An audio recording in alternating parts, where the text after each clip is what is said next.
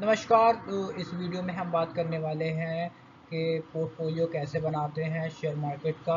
ये वीडियो रहने वाली है फॉर द बिगिनर्स जिनको स्टॉक मार्केट के अंदर एंट्री लेनी है और उनको डर लग रहा है कि हमें कहीं लॉस ना हो जाए। तो इस वीडियो में हम ये जानेंगे कि हम मार्केट के अंदर कैसे रह सकते हैं, साथ में कैसे अर्न कर सकते हैं। तो चलिए शुरू करते हैं। तो हम जानेंगे क्या कोई ऐसी स्ट्रेटजी एग्जिस्ट भी करती है क्या मार्केट के अंदर जिसकी वजह से हमें लॉस ना हो। तो दरअसल ऐसी कोई भी स्ट्रेटजी एग्जिस्ट नहीं करती है।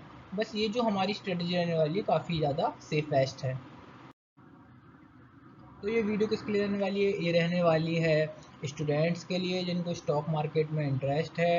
ये रहने वाली है हमारे ग्रेजुएटेड लोगों के लिए जो खाली टाइम में बैठे हैं, सोच रहे हैं हम स्टॉक मार्केट सीख लें। और ये वीडियो होने वाली है एम्प्लॉयज़ के लिए जिनको स्टॉक मार्केट में पैसा निवेश करना है। और रहने वाली है बिजनेसमैन के लिए ताकि वो पैसा इन्वेस्ट करके अर्न कर सके। तो जो सबसे पहला रूल है वो ये है कि कभी भी किसी एक सिंगल स्टॉक में हमें अपना सारा पैसा इन्वेस्ट नहीं करना है, क्योंकि ये सबसे बड़ा फ्लॉ है स्टॉक मार्केट के अंदर कि हम अपना सारा पैसा एक ही स्टॉक में लगा देते हैं क्योंकि हमें लगता है कि हमारे शर्मा जी के अंकल ने तो इकट्ठे 100% 200% रिटर्न कमा लिए एक साल के अंदर।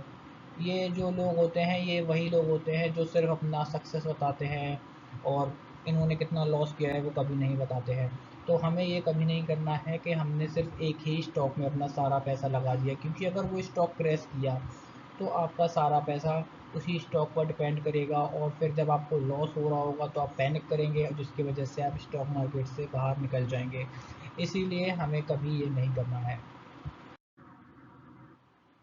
हमें हमेशा अपने जो पैसे हैं उनको डाइवर्सिफ़ाई करना है, जैसे कि ये अंडे अलग अलग टाइप के अंडे हैं, सब अलग अलग प्रकार के शेयर हैं। और कह सकते हैं कि सपोज़ ये एक ही इंडस्ट्री है, हो सकता है एक और बास्केट बनाए जिसके अंदर हम दूसरी इंडस्ट्री में चले जाएं जो कि हो सकती है डिफेंस सेक्टर।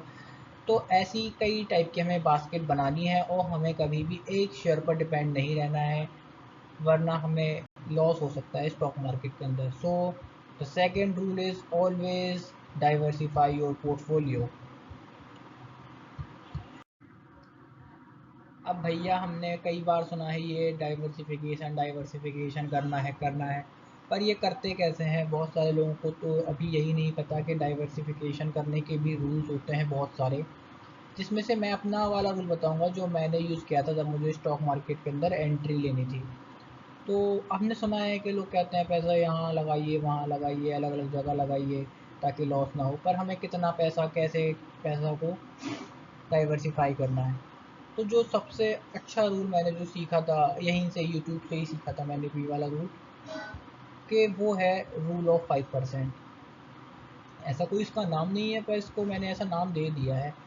तो ये रूल क्या कहता है कि हमें मतलब सपोज़ हमारा 1 लाख का पोर्टफोलियो है, तो इसका 5% जितना भी अमाउंट आता है हमें उस शेयर में लगा देना चाहिए। मतलब ओवरऑल पोर्टफोलियो का हमें 5% किसी शेयर में निवेश करने की परमिशन होती है। ऐसा कोई फिक्स रूल नहीं है, पर अगर हमें स्टॉक मार्केट के अंदर एंट्री लेनी है, हमें सीखना है स्टॉक मार्केट को, तो ये रूल आप फॉलो कर सकते हैं। क्योंकि इस रूल में सबसे अच्छी चीज़ ये है ना कि अगर आपका एक भी स्टॉक जो है वो गिरता भी है ना तो आपको मैक्सिमम लॉस कितने का होगा? 5% का। 5% इज़ वेरी कम। अगर आपका कोई भी स्टॉक चल जाए, 10% भी चल जाए, तो आपका ये रिकवर हो जाएगा। इतनी कोई बड़ी बात नहीं है। तो इसीलिए ये 5% का रूल बनाया गया है। अगर हमें लर्निंग करनी है और अर्निंग करनी है तो ये रूल को हमको फॉलो करके चलना है कि हमारा पोर्टफोलियो का किसी भी शेयर में 5% से ज़्यादा एक्सपोज़र नहीं होना चाहिए। ठीक है? तो ये वाला रूल आप बिल्कुल ध्यान रखिए मार्केट में आने से पहले, और डाइवर्सिफ़ाई करते हुए इस रूल को बिल्कुल यूज़ करिए। यही रीज़न है इसका कि ये सेफ़ क्यों है, वही मैंने बताया कि अगर सपोज़ मार्केट का एक भी शेयर आपका गिरता है तो मैक्सिमम आपको 5% का ही लॉस हो सकता है, क्योंकि वो शेयर सपोज़ ज़ीरो भी हो गया ना तो भी आपको 5% का लॉस है, जो कि बहुत रेयर होता है। अगर आपने एनालिसिस अच्छे से किया है तो ये शेयर ऐसा होता नहीं है कि पूरा ही ज़ीरो हो जाए। हो सकता है, सब हो सकता है मार्केट के अंदर, लेकिन ऐसा होता नहीं है जनरली कि एक शेयर पूरा ही जीरो हो जाए। और मैक्सिमम आप देख ही रहे हैं कि अगर शेयर गिरता भी है तो आपको मैक्सिमम 5% का ही लॉस होता है। मतलब कि ये अगर आपका एनालिसिस 60-70% भी सही है पूरा पोर्टफोलियो में, तो भी आप अर्न ही करेंगे, मार्केट में लूज़ नहीं करेंगे। अब मैं ये क्यों कहता हूँ कि ये वाली स्ट्रेटजी बेस्ट है मेरे लिए, क्योंकि अगर आपको स्टॉक मार्केट सीखना है तो इससे अच्छी स्ट्रेटजी आपको कहीं मिल ही नहीं सकती, क्योंकि इसमें आप लर्निंग के साथ अर्निंग भी करते हैं। क्योंकि मेजॉरिटी ऑफ द लोग क्या करते हैं, मार्केट में आते हैं, लॉस करते हैं और चले जाते हैं। वो रुक नहीं पाते हैं मार्केट में। इसका रीज़न यही है कि वो पैसा जो है वो सिर्फ इसीलिए ही इन्वेस्ट कर रहे हैं कि उन्हें अर्न करना है। लर्न तो उन्हें करना नहीं है, अर्न ही अर्न करना है। आप अर्निंग अच्छा कर सकते हो, लेकिन तब जब आपकी लर्निंग अच्छी हो। तो इसीलिए ये स्ट्रेटजी आपको मार्केट के अंदर सस्टेन रखती है कि आप मार्केट के अंदर काम कर पाएँ। ये स्ट्रेटजी से आप लर्न भी करते हैं, अर्न भी करते हैं। आपके पास पैसा भी आएगा तो आपका मन भी करेगा सीखने का।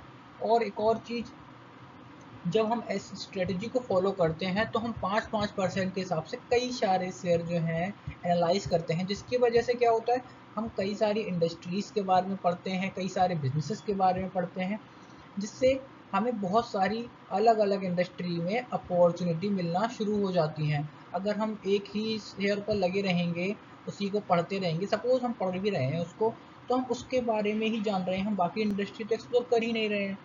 इसी वजह से हमें ये रूल जो है वो फॉलो करना चाहिए, अगर हमें अच्छी खासी मार्केट के अंदर लर्निंग चाहिए तो।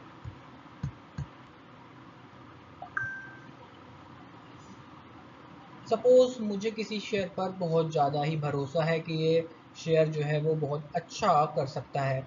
ये वाला क्वेश्चन मेरे मन में आया था जब मैंने ये रूल सीखा। तो एक्चुअली उन्होंने ही इसका जवाब दिया था कि अगर आपको किसी शेयर पर अच्छा खासा भरोसा है, आपको गट फीलिंग आ रही है, वैसे गट फीलिंग क्या होती है पता नहीं, लेकिन अगर आपका एनालिसिस अच्छा है, आपको लगता है ये शेयर अच्छा परफॉर्म कर सकता है, तो आप अपना एक्सपोजर बढ़ा सकते हैं। 5% से ले 5% से आप बढ़ा दीजिए इसको 10% पे, मे बी 20% पे, डिपेंडिंग कि आपको कितना इस पे रिस्क लेना है। आप जा तो 50% भी सकते हैं, पर मैं इस पे भरोसा नहीं करता हूँ कि हमें किसी शेयर के अंदर 50% अपना पूरा पोर्टफोलियो का पैसा लगा देना चाहिए। It's all depend upon person to person, पर मैं इस पे भरोसा नहीं करता हूँ। मैं मैक्सिमम 20% का एक्सपोजर ले लेता हूँ मार्केट के अंदर, बस। इससे ज़्यादा मैं एक्सपोजर नहीं लेता हूँ किसी एक पर्टिकुलर शेयर में। अगर आपको कुछ ज़्यादा ही है तो वो आप अपने एनालिसिस के अकॉर्डिंग काम कर सकते हैं, पर 50% किसी शेयर में जाना, I will not recommend it for the beginners. अब क्या हम इस स्ट्रेटजी सच में अर्न कर पाएंगे, ये वाला क्वेश्चन बहुत सारे लोग पूछते रहते हैं कि अगर हम इतना डाइवर्सिफाई कर देंगे तो हम पैसा अर्न ही कब करेंगे, ये तो सब पैसा ही डाइवर्सिफाई हो गया। एक्चुअली ये स्ट्रेटजी में हम पैसा अर्न करते हैं, अच्छा अर्न करते हैं, पर ये रिटर्न हमारे ऐसे नहीं होते हैं कि सोचे कि ये सारे 100% रिटर्न हो जाए, 200% रिटर्न हो जाए।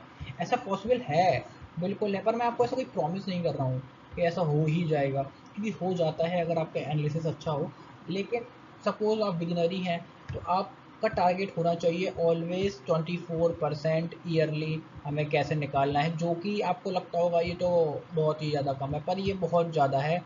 रियल एस्टेट में हम इतना ही अर्न करते हैं, 24% CAGR। तो हमारा जो एक आइडिया होता है ना कि हमें दिमाग में बेंचमार्क चाहिए होता है कि हमें कितना अर्न करना चाहिए per year, so it is 24%। सो ये स्ट्रेटजी हमें अर्न अच्छा खासा करा देती है, ये 24% भी अर्न करा देगी, ये 50% भी अर्न करा देगी। आप जब इस स्ट्रेटजी को फॉलो करेंगे तो आप देखेंगे आपके कुछ शेयर जो हैं वो 100% ऊपर चले जा चुके हैं, कुछ शेयर है जो 50% ऊपर जा चुके हैं, पर आप अर्न करेंगे बहुत अच्छा, क्योंकि मैंने अर्न किया है स्टॉक मार्केट से और आप भी अर्न करेंगे। ये सब कहने की बातें हैं कि डाइवर्सिफिकेशन में अर्निंग नहीं होती है। हाँ, ये मैं मान सकता हूँ, अगर आपने एक शेयर में लगा दिया, वो शेयर ही आपका 5 गुना हो गया, तो बात ही अलग है। पर हम में नहीं लगता कि हम वो एक्सपर्ट हैं कि इतना अच्छा एनालिसिस हमारा चला जाए। मे बी आपका जा सकता है, पर मेरा सीधा मानना है अगर आप इतना ज़्यादा रिस्क नहीं ले सकते तो हमेशा आपको डाइवर्सिफाई करना चाहिए।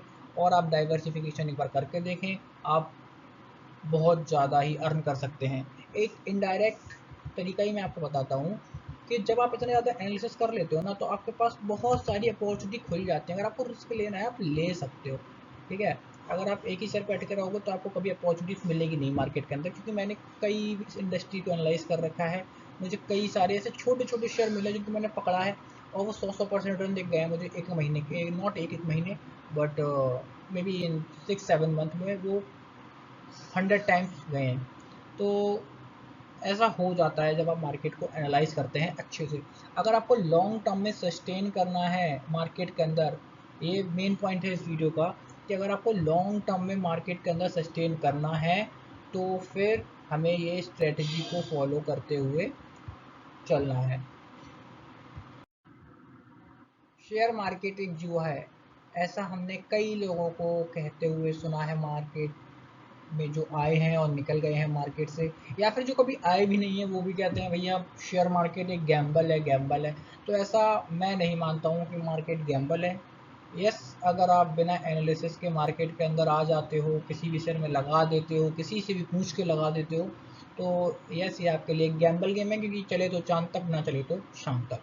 तो ऐसी वाली सीन हम क्रिएट नहीं करना चाहते हैं अपनी लाइफ में। हम मार्केट के अंदर रहेंगे, सीखेंगे और अर्न करेंगे। और यही रीज़न है कि मैंने ये वीडियो बनाना ज़रूरी समझा, क्योंकि जब मैं मार्केट में आया था तो सब यही कहते थे कि सारे लोग लॉस ही करते हैं, मेजॉरिटी लॉस ही कर रहे हैं स्टॉक मार्केट के अंदर। तो मेरे दिमाग में भी यही चलता था कि सब लॉस ही कर रहे हैं, तो अर्न कौन कर रहा है। तो एक्चुअली बात यह है, वही अर्न कर रहे हैं जो एनालिसिस कर रहे हैं, और बाकी तो सब लॉस ही लॉस करे जा रहे हैं, क्योंकि वो टिप्स पर भरोसा करते हैं। तो हमें किसी भी टिप पर भरोसा नहीं करना है। टिप को सुनिए, मैं भी सुनता हूँ टिप्स, क्यों नहीं सुनता हूँ, मैं न्यूज़ पढ़ता हूँ, उसमें भी आती हैं। अपना एनालिसिस करिए, तब आप समझेंगे कि आपको कैसे अर्न करना है स्टॉक मार्केट के अंदर।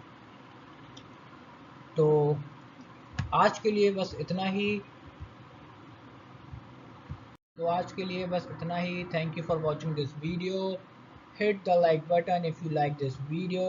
Subscribe to my channel and follow for more related and updated videos related to stock market. Thank you.